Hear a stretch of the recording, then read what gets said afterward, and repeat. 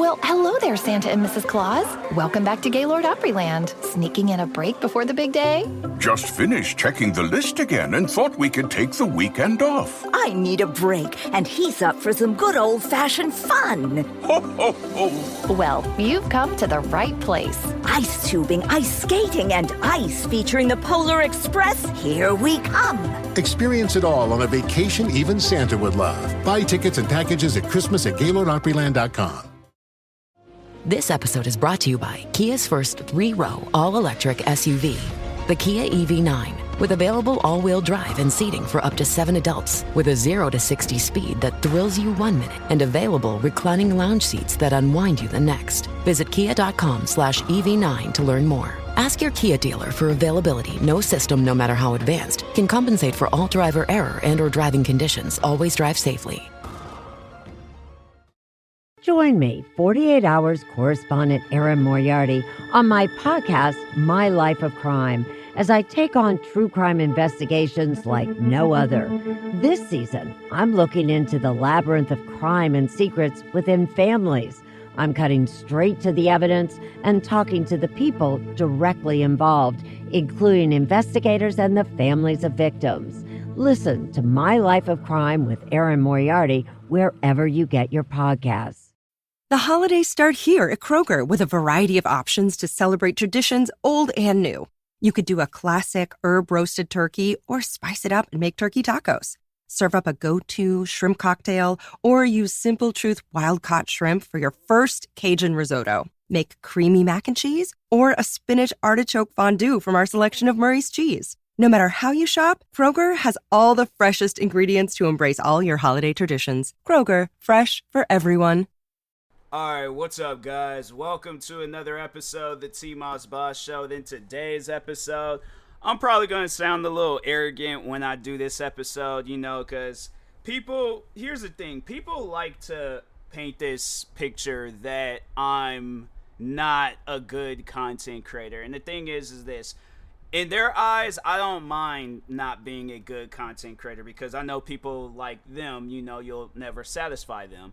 And it'll take me probably a lifetime to satisfy their likings to when it comes to, being a content creator and stuff. Overall, like, as a person, they don't really know me. So that's why, like, when I get hate comments, when I see hate videos, people literally dedicating their lives to me.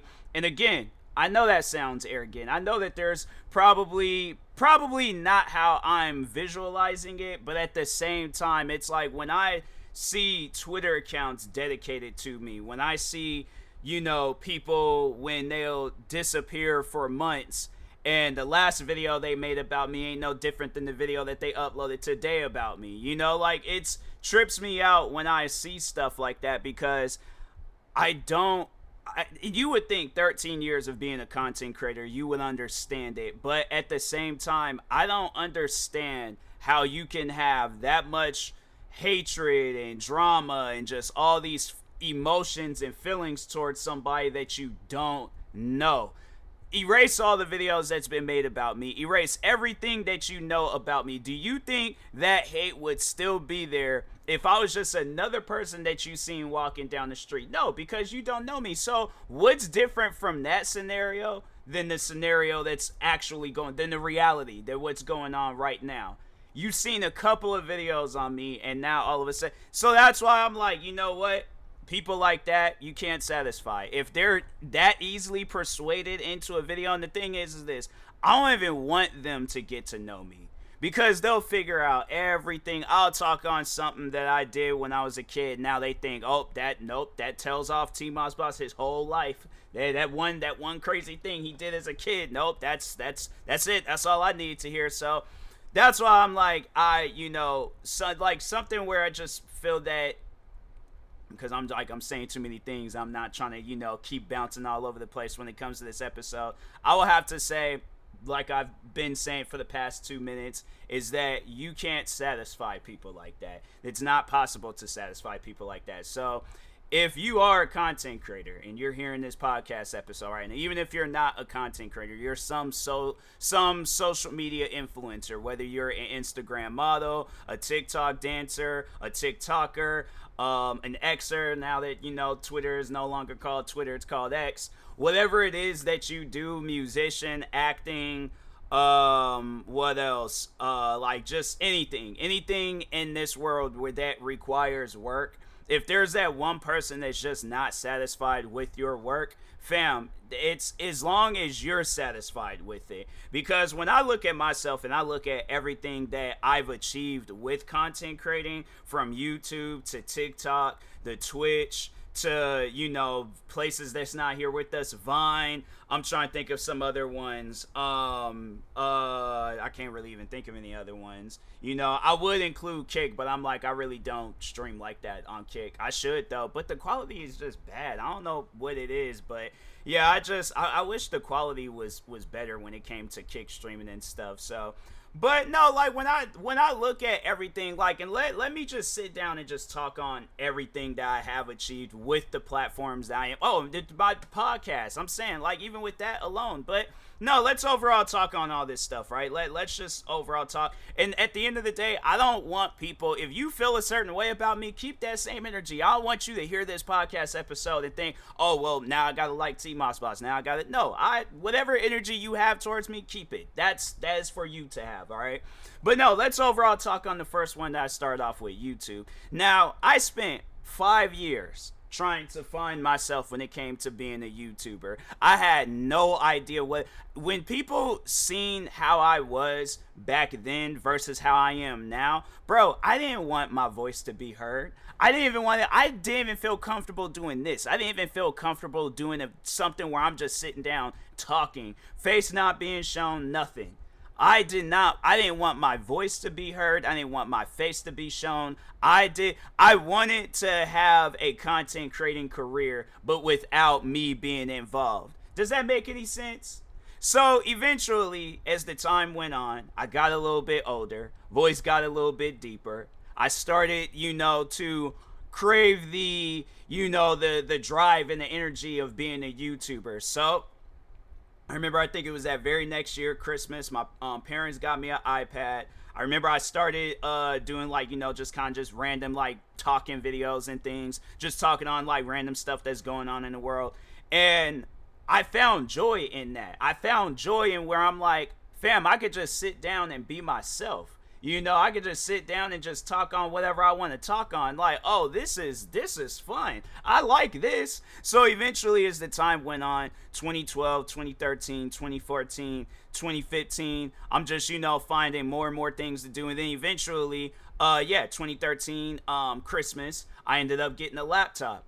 So I had no idea what I wanted to do with that laptop, but I figured something out.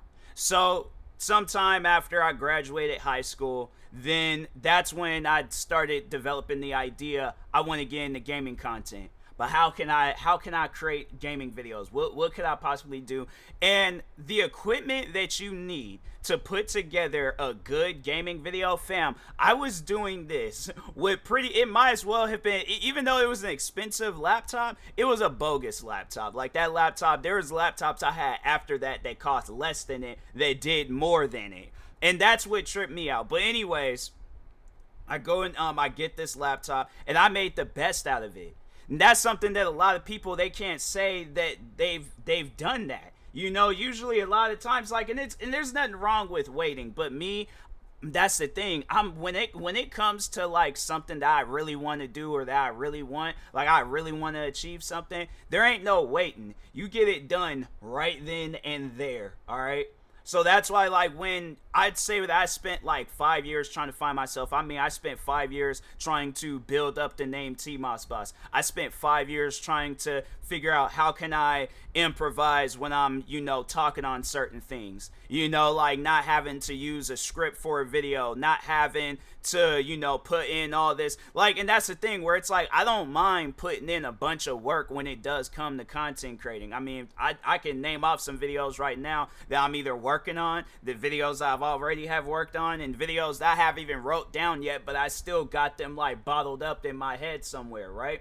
But when I tell you guys, like, I spent 5 years finding myself, bruh, that first day of creating 2 gaming videos on my gaming channel, them first 2 videos, that was it. It was a signed deal. I was like, okay, now I'm ready. And so, yeah, 2015, 2016, when I sit down and I think of how I was waking up like 7, 8 in the morning, right? 7, 8 in the morning, putting together a bunch of gaming videos, putting together a bunch of reaction videos. And yeah, then the thing is this, also at the same time, putting myself in this environment where there's just hate going on left and right with reaction videos. I could have waited it out. I could have found other content to do. Bro, and that should tell a lot of people how, like, you know, why hate just doesn't affect me, because I decided to start doing the videos that people were hating on the most on YouTube. That environment in 2014 through like maybe 2017, 2018. So like, yeah, for maybe like 4 or 5 years or something, or maybe, I don't know, yeah, maybe like 3 to 5 years.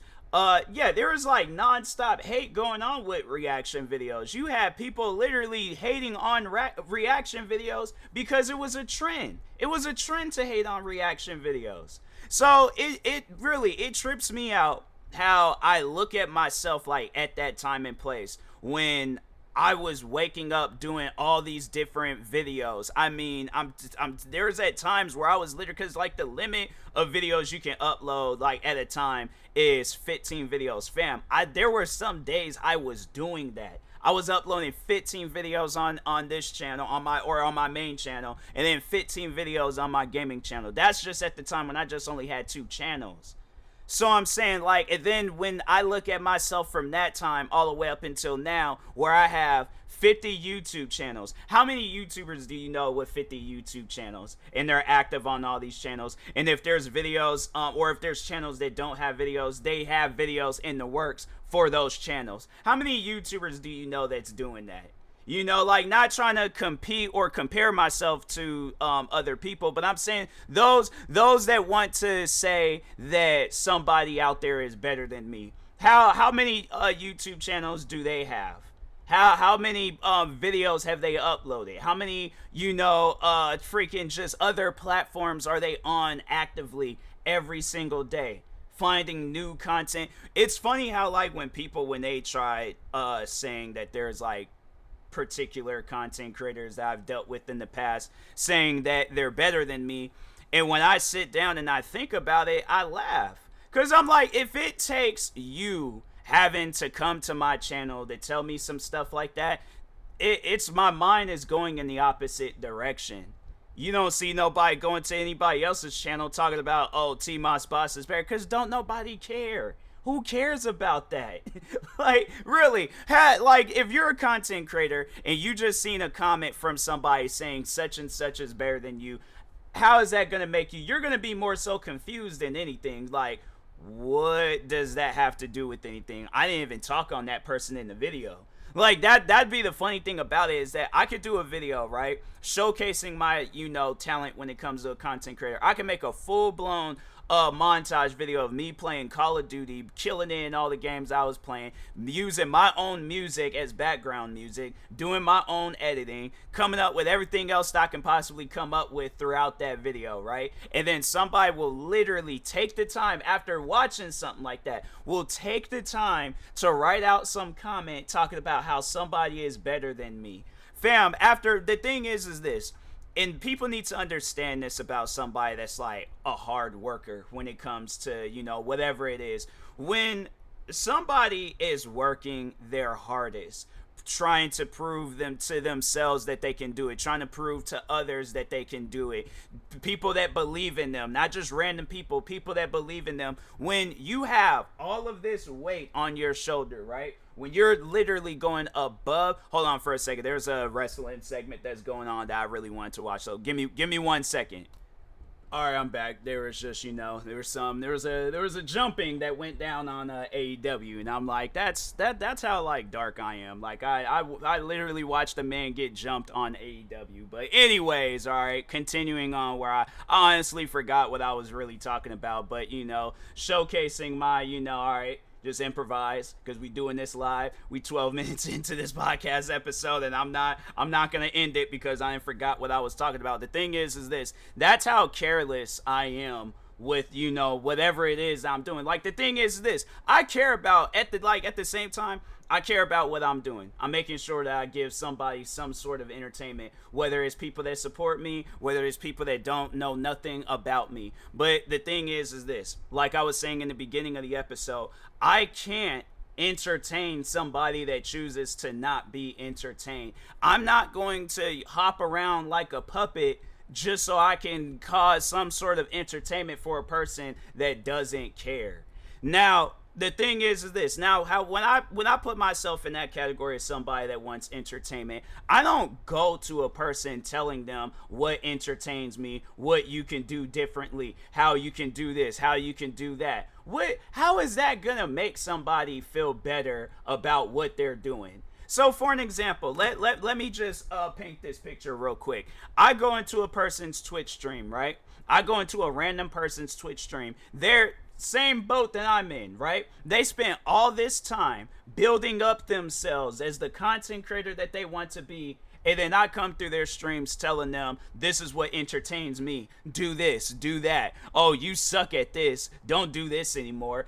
Criticizing them on some dumb stuff. That's the thing that people fail to understand when it comes to the entertainment business, is that you don't know what entertains every audience that exists in this world. So how are you going to tell the entertainer how to entertain? And the funny thing about it is that they're not even entertainers themselves.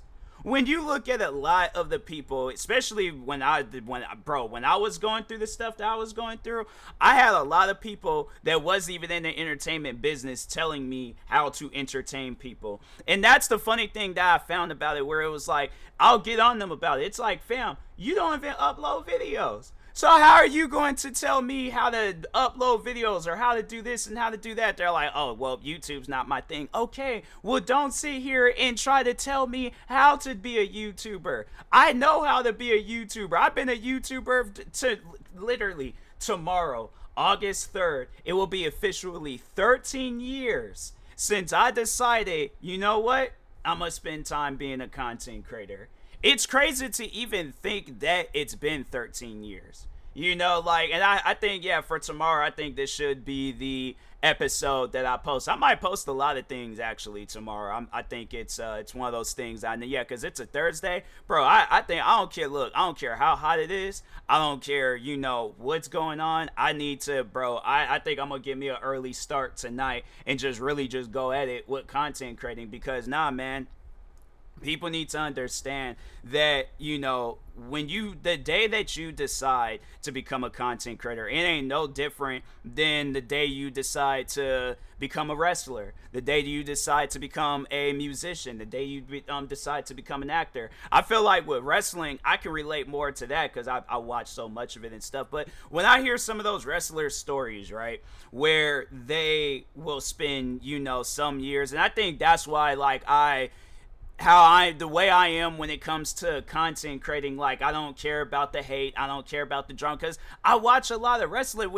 If you watch a lot of wrestling, you see where these guys, they will literally get booed, bro. Booed, their whole segment. There's this wrestler right now, and honestly, in my opinion, he's one of the greatest people. As a kid, when watching it, you're all like, oh, boo, boo, you suck, you suck. You don't even know why you're chanting you suck to this guy, and he put on a whole 5-star match, right? But you're just saying that, and then as I get older And then I realized, like, you know, these guys are also a part of the entertainment business. I literally can do a whole, like, episode talking on, like, how wrestling relates so much to just real life stuff. Because, you know, it seriously does. But there's this wrestler right now named Dominic Mysterio. If you guys are a wrestling fan or used to be a wrestling fan, yes, the same Dominic Mysterio that was in the middle of a custody battle match between Eddie Guerrero and his actual father, Rey Mysterio. I'm telling you, man, wrestling is amazing, all right? But so anyways, this man, Dominic Mysterio, you would think, like, if you used to be a wrestling fan and you haven't watched wrestling in a while and stuff, then you're probably like, bro, I remember Rey Mysterio. This man would have people cheering for him left and right. How's his son getting booed? So he turned on Rey Mysterio. There's like a whole thing about it. Wrestling's been good, okay? It has been good, all right? But anyways, but every time when Dominic Mysterio, when he comes out, like just to, you know, just talk on some random stuff, this man gets booed before he even gets any words out. Because he's like, right now he's a part of this like faction called the Judgment Day. This man, he doesn't even have to talk. All those guys just say like, oh yeah, and give it up for Dominic Mysterio. Crowd just goes crazy, but not like cheering. They go crazy as in booing. They are booing this man left and right. And it's the funny thing is, Dominic Mysterio, he has put so much time and effort into being the wrestler that he is today. In my opinion, he's going to be one of the greats. He is going to definitely live up to his dad's name. If not, he might exceed beyond his dad's name. Because I'm telling you, that man, for him to just be in the business only for like a few years, I think he has even really like he's done like some cameo appearances and stuff, but for him to be in the business only for like a few years. Hold on for a second, let me see real quick. Dominic Mysterio, okay, like bro's a year younger than me. That's the crazy thing about it. He's done so much. But anyways, yeah, so he debuted 20. Oh, he debuted. Pay-per-view was his first debut match. He won that match too, huh? Or did he lose? Did he lose? Defeated. Hold on. I'm trying cause I feel like I remember watching this, but no, I think I did. I think did I? What year was this? Was this? Oh no, yeah, I think I did. I think I did watch this. What was his debut at? There's like Apollo Crews defeated MVP, Bailey defeated Asuka, the Street Profits defeated Andrade and Angel Garza, Mandy Rose defeated Sonya Deville, Seth Rollins. Wow, that was his debut match against Seth Rollins. Oh yeah, Dominic Mysterio. I know he's somebody where it's like even the start of his career, bruh. You cannot tell me. And then so right now, and I think that what's gonna happen is that because they have it where oh my god, like I'm just sitting down thinking of this and I'm like, this is like long-term writing right now. I like how I was talking on my content creating career and just got carried away with WWE and stuff. But anyways, no, like Dominic Mysterio, no, this man gonna try to win the World Heavyweight Championship, because right now they got it where the faction that he's a part of is going up. Like they got a beef with Seth Rollins, and I'm like, bro, wow. But I'm saying like this man has achieved so many great things, and then like, you know, trying to relate myself to that same situation, yeah, and it took him some time. I'm pretty sure he definitely had years of training, because I think when he very first made like an appearance in wrestling, he would earlier appearances was audience. They say he was so he was an audience member in 2003.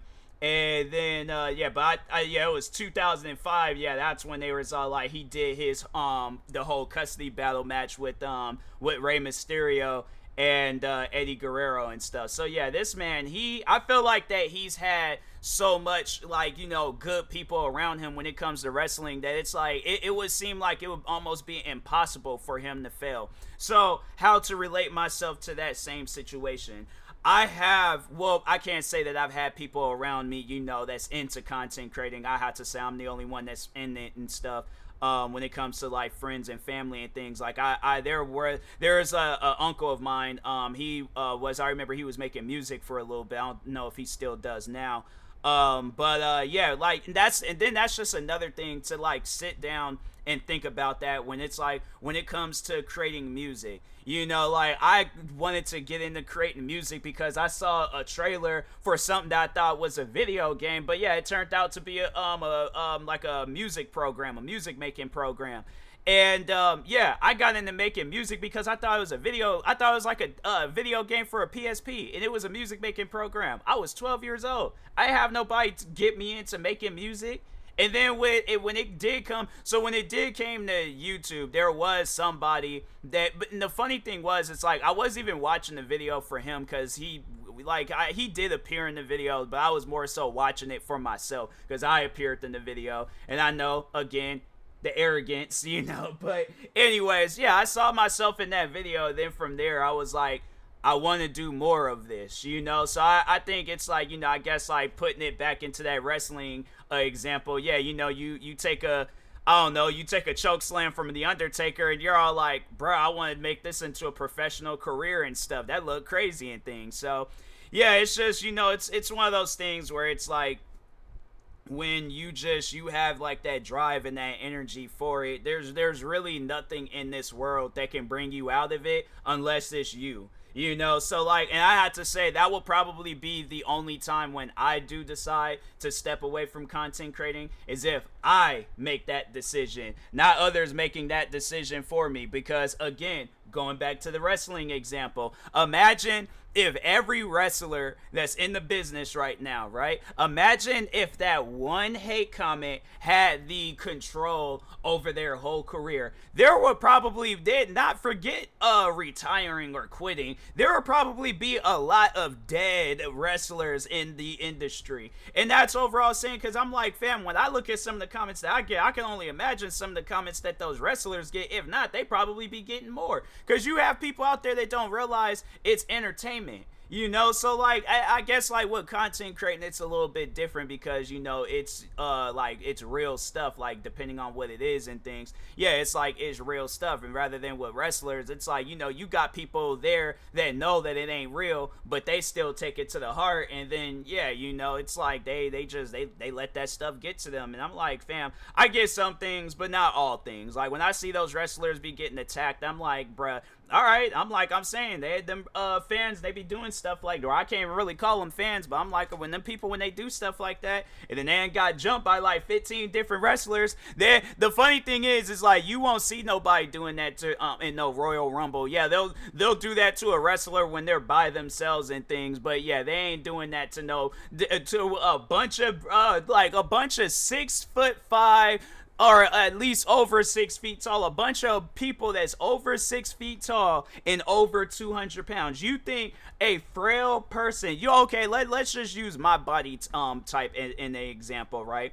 A bunch of like 30, because that's usually how many of those wrestlers be there, right? You got 30 wrestlers, all over 6 feet tall, all over 200 pounds. Do you think a man that is 5'8" and far under 200 pounds, do you think he's gonna be able to take out each and every? No, okay, no, it's not gonna happen. So I guess, yeah, that's how I more so look at myself. I'm that 7 foot tall giant, content creator and thing, even though I'm not. But yeah, I just, when it comes to people that just want to be rude and disrespectful, I just look at them and I'm like, you're beneath me. Go away. Shoot. Like that's the best way you gotta handle stuff like that. Just shoot people away. All right. So, but anyways, and that being said, I will talk to y'all later. Thank you to everybody that has shown support, that has, overall, just been cool when it comes to me and content creating and ain't trying to be disrespectful and things. I appreciate that. And yeah, in the meantime, I will talk to y'all later. Thank you guys for watching and or listening, and peace.